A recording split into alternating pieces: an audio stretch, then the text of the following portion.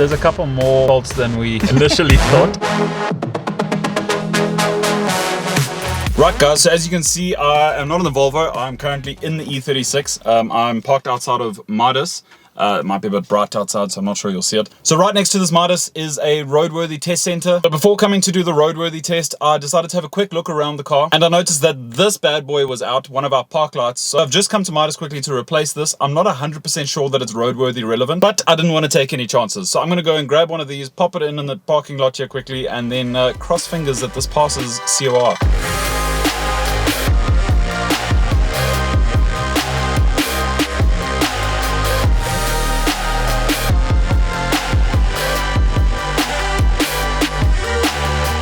Right, let's see if that sorted that out. It should have. The bulb was blown, so I don't think it's a wiring issue. Boom, we have light. Let's go.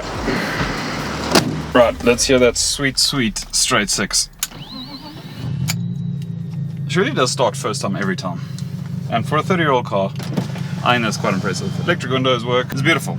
It's actually so nice to drive. It feels like an old car in ways. It smells like an old car, you know, power steering's a bit heavy and everything. In a lot of ways, it drives like a new car as well. We've got some issues that we need to sort out. But I mean, for the most part, it's comfortable. The exhaust isn't quiet. It's a little bit drony. So we will probably try and get something on that's a little bit more refined. I've enjoyed driving it so far. So let's go see if it is roadworthy. And right here is where we're going. So as you can see, long drive. There's a bit of a queue. But anyway, it's got to be done.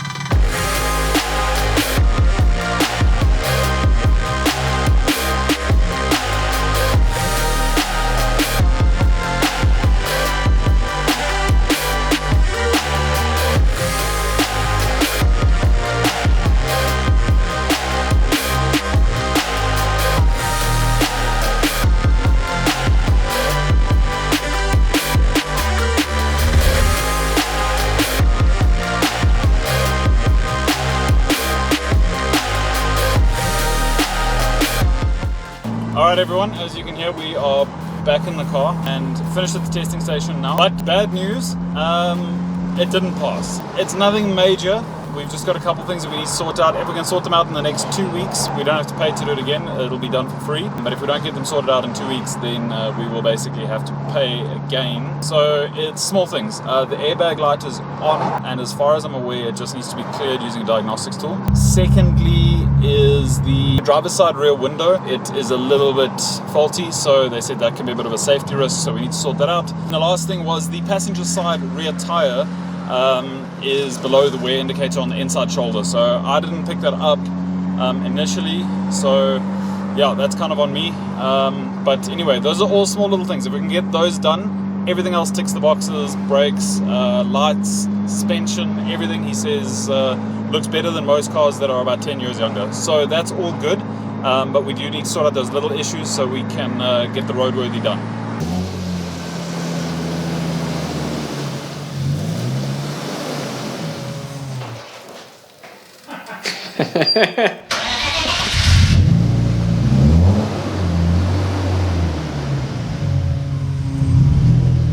Right, so we're back in the garage, and as I said in the car, we got back from CRR, and it's not all good news, but it's not terrible news. The car is 30 years old, and I think all things considered, to only have one tire that needs replacing, sort out the airbag light, and to figure out why our window isn't going up and down like it should be, are not big issues to have to worry about. So it's actually the same day. We're going to try and sort out at least the window and the airbag light now quickly, and then we're going to have to go and grab ourselves 2 new rear tires because we can't do one. Right, so first things first, we did a bit of research, and the airbag light can go off for a couple different reasons. Just a few to mention. One is hard driving. Excessive hard driving apparently can freak out the electronics. 2, even going through a puddle, apparently something gets wet, it can freak the whole system out. And 3, which might be the culprit in this case, aftermarket radios, apparently just the current draw can throw it off as well. But according to the interwebs, just disconnecting and reconnecting the battery might just reset the airbag light. So before we go strip anything apart, we're just going to try that first. And the battery is in the boot.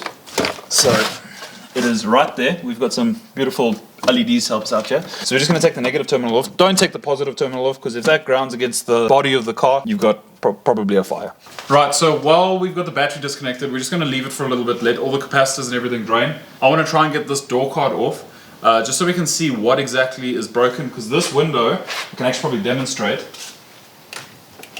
No, the battery is off. The battery is disconnected. You disappoint me. The window here, basically, you can hear the motor and everything going, but the window itself doesn't move. If it's all the way down, the window can be pushed down manually. So we've got a bit of a theory that one of the gears or one of the plastic components is broken. So what we're going to try to do is we're going to try to get this off, see if it's something that we can get replaced easily. If not, Jaco, do you want to show what's over there? We're going to use one of those and maybe just make a part to be able to replace it and fix it until we can get the right thing. So I'm going to grab our trim removal set from Ottendorf and get this off.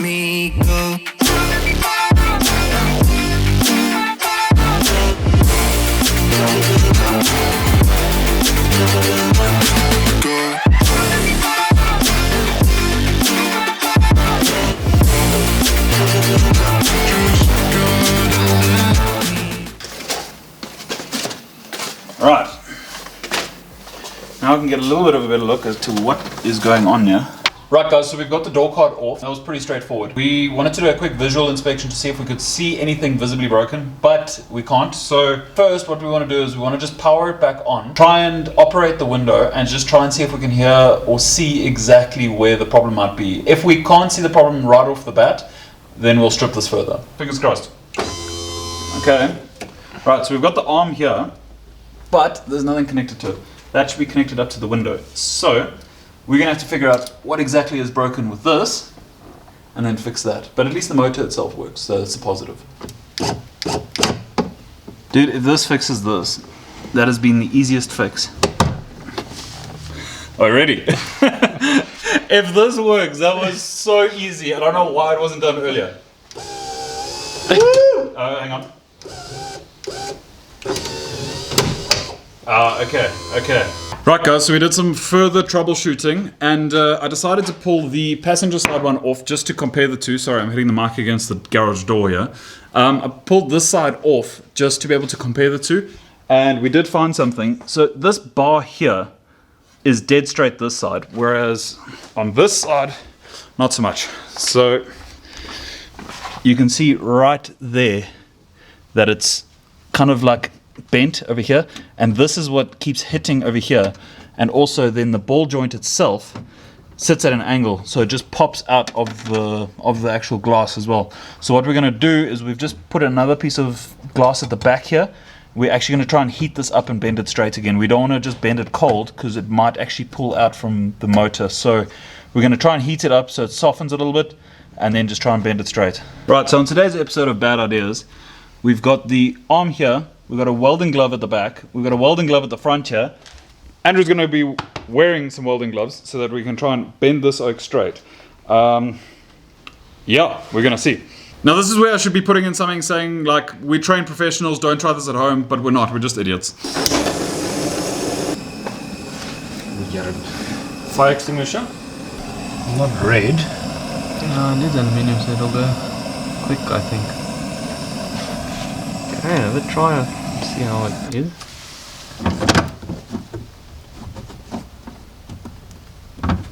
It's straighter. Definitely.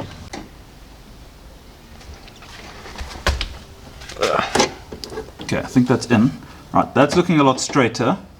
That's in a lot further. So are we ready?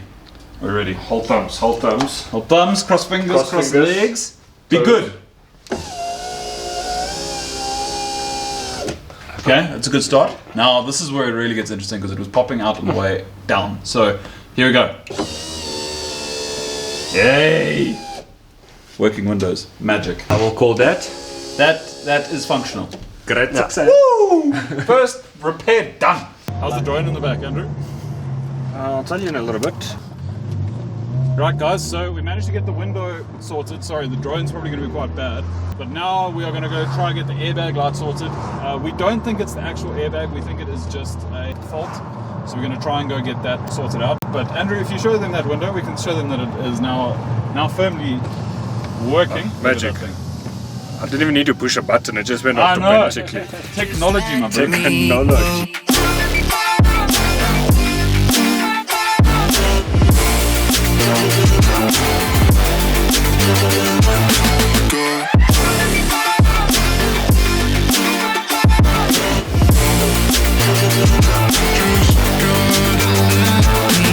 Right guys, so there's a couple more faults than we initially thought, but we'll go through them, see what can be cleared and what actually needs to be repaired. But yeah, worthwhile exercise, because now we know that there's some stuff that's either not right or there's just not happy. Right, so massive thanks to AtBoost. They managed to squeeze us in so that we could use their diagnostic tool and figure out why our airbag light was on. Basically, what we think happened was that at some point, the plug under the seat for the airbag sensor obviously got knocked or got wet or something like that, which was causing the fault. They managed to clear the fault quite quickly, and we've currently got no lights on the dash, so that is always a massive win. So just a quick shout out to them for being able to sort us out. We've got the window fixed, we've got the airbag light fixed. Now we just need to get 2 new rear tires, and then we are good to go, and COR should be a breeze. Oh, and as a positive, they managed to clear a bunch of other faults, and we now have working side mirrors. So that is a bonus, because we were having to move those like cavemen. It definitely feels better, I won't lie. I can feel it even here. Is it? It feels better. We do need to figure out why the brakes are a little bit screechy.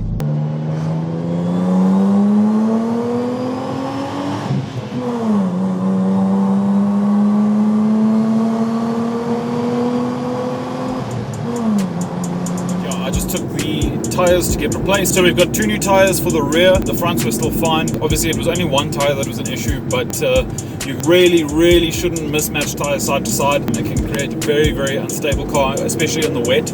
So we've got 2 tires on here now. So now I'm going to go take these, put these on the car and head back. Hopefully now, with the airbag light having been done, we should be okay there. We should also be okay with the tires now and the rear window. So hopefully those 3 things are the only failure points. So fingers crossed, we should be good to go. I am currently in our BM and she's roadworthy. So we are now able to finally get all of the other paperwork and everything sorted, but she's officially legal for the road, so that's sick. Good to know that our fixes worked. So after 2 long busy days of going backwards and forwards between doing CRR, heading to the license department and running around looking for all the bits and pieces that we needed to get in order to fix the car, we've now managed to get all the paperwork and everything in order, so now we can start with the more fun stuff. Now I firmly believe it's always a good idea to do maintenance before mods, so that's exactly what we're going to do. So make sure you guys smash that subscribe button, hit the notification bell, and if you enjoyed this video, drop us a like, we really do appreciate it. And for those of you who don't know, we will be giving this car away on the 30th of September. Every 20 Rand you spend on any of our merch will get you an entry into winning the car. Over the coming months, we're going to be adding more merch to the site as well, so make sure you check it out regularly to keep up to date. Grab yourself some cool gear and also give yourself a chance of winning our E36. But that wraps it up for today. We will see you next week.